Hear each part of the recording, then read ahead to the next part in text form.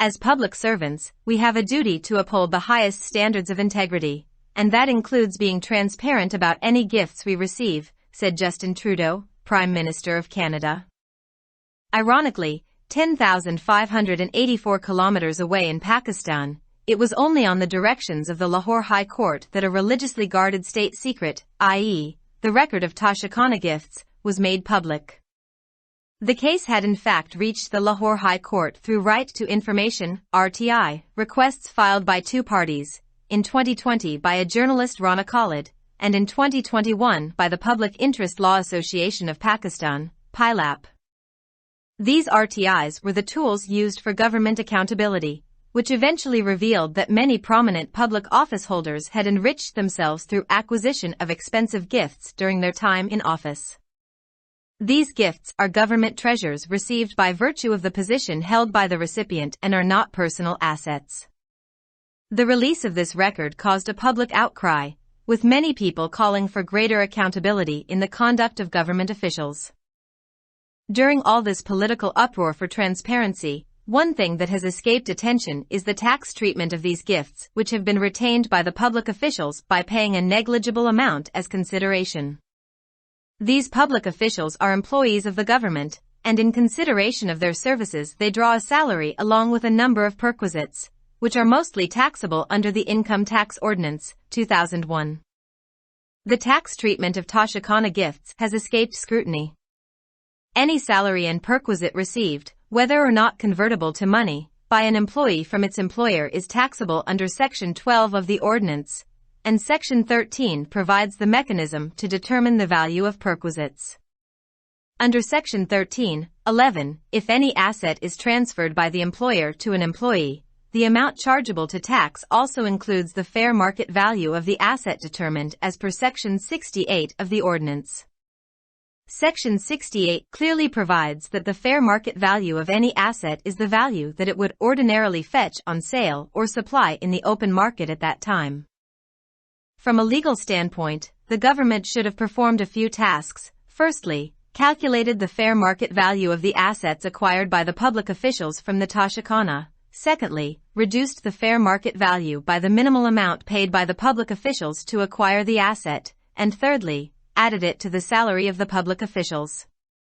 These three steps would lead to the final task of calculating the amount of tax that the government, as the withholding agent, should have deducted under Section 149 of the Ordinance from the salary, inclusive of the value of the perquisite acquired.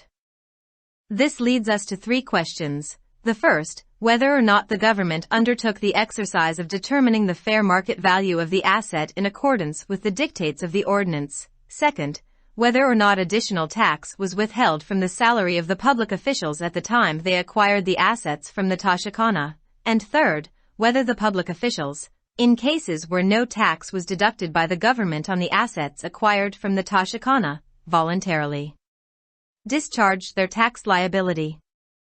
If the same has not been done by either the government or public officials on their own, then there has been a serious breach of the tax laws, not to mention a moral and ethical breach.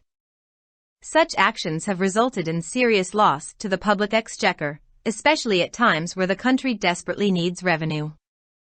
Public officials who feast on the public office need to be held accountable.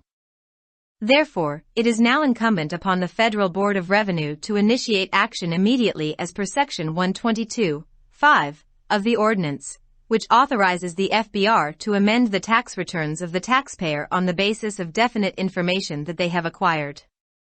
In this specific case, the definite information that FBR would have acquired would have been through the release of the data of the Toshakana on the directions of the Lahore High Court. PILAP has already filed another RTI request asking this very question: have income tax recoveries been initiated against assets acquired by public officials? All said and done, it is unfortunate that a country like ours, which is in dire financial straits, is being administered and ruled over by classes of individuals who use these assets of the Toshakana, granted to the Pakistani people, as their personal treasure. The duty is on the regulatory bodies to stand up and play their legal part in the accountability of this outlandish abuse of public authority. Ammar Ather Saeed is an advocate of the Supreme Court. Summaiya Zaidi is a legal historian. Published in Dawn, April 2, 2023.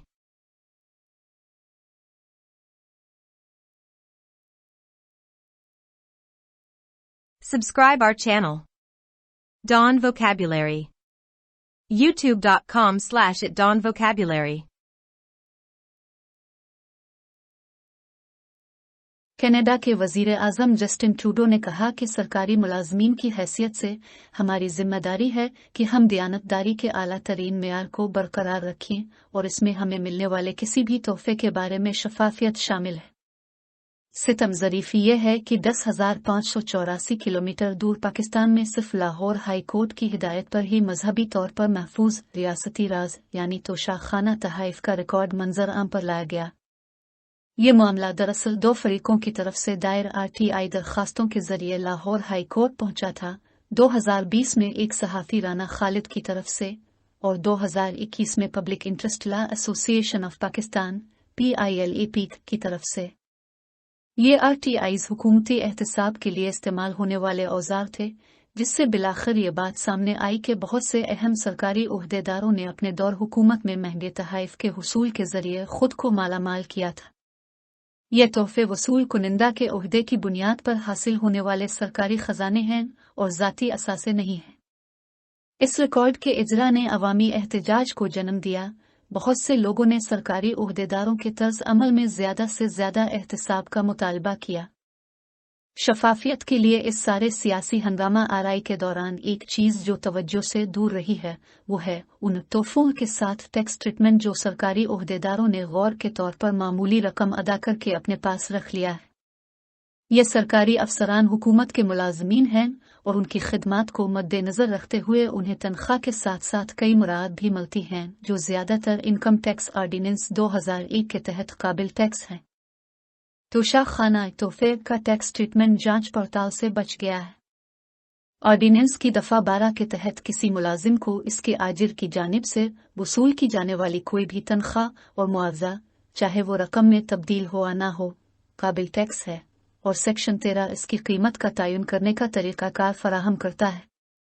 Section 13(11) के तहत अगर आजिर की जानिब से कोई असासा किसी मुलाजिम को मुंतकिल किया जाता है तो टैक्स के लिए वसूल की जाने वाली रकम में ऑर्डिनेंस के सेक्शन 68 के मुताबिक तयशुदा असासे की मुनसिफाना मार्केट वैल्यू भी शामिल है। सेक्शन 68 वाज़े तौर पर फराहम करता है कि किसी भी असासे की मुनसिफाना मार्केट वैल्यू वो कीमत है जो उसे आम तौर पर इस वक्त ओपन मार्केट में फ़रोख्त और सप्लाई पर मिलेगी। कानूनी नुक्ता नज़र से हुकूमत को कुछ काम अंजाम देने चाहिए थे। सबसे पहले तोशाखाना से सरकारी ओहदेदारों के जरिया हासिल करदा असासों की मुनसिफाना मार्केट कीमत का हिसाब लगाया। दूसरा, असासा हासिल करने के लिए सरकारी ओहदेदारों की तरफ से अदा की जाने वाली कम से कम रकम से मुनसिफाना मार्केट की कीमत को कम किया गया। और तीसरा, इसे सरकारी अफसरों की तनख्वाह में शामिल किया। इन तीन इक़दामात से इस टैक्स की रकम का हिसाब लगाने का हतमी काम होगा जो विद होल्डिंग एजेंट की हैसियत से हुकूमत को तनख्वाह से कटौती करनी चाहिए थी, जिसमें हासिल की गई रकम की कीमत भी शामिल है।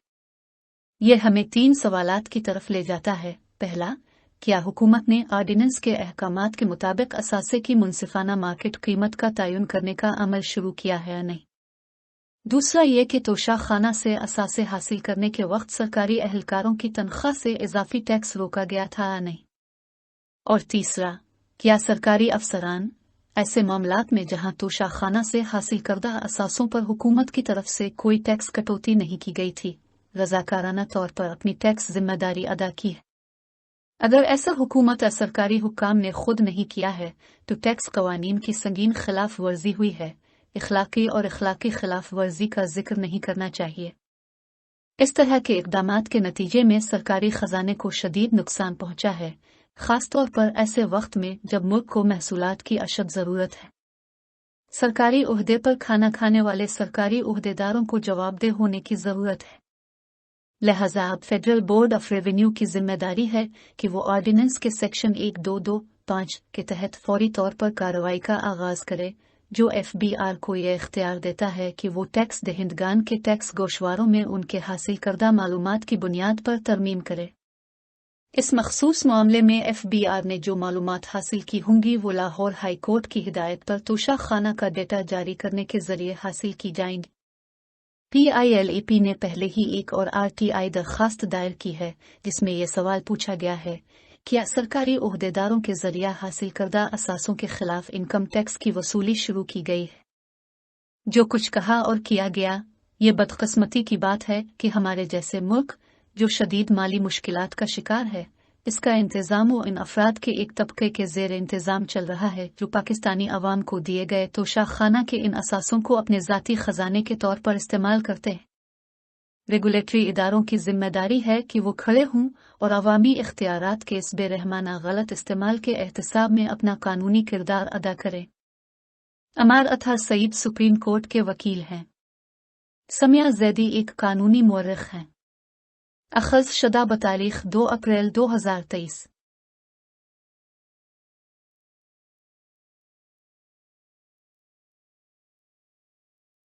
For more videos, subscribe our channel. Dawn Vocabulary. YouTube.com/@dawnvocabulary. Like, subscribe, share and comments.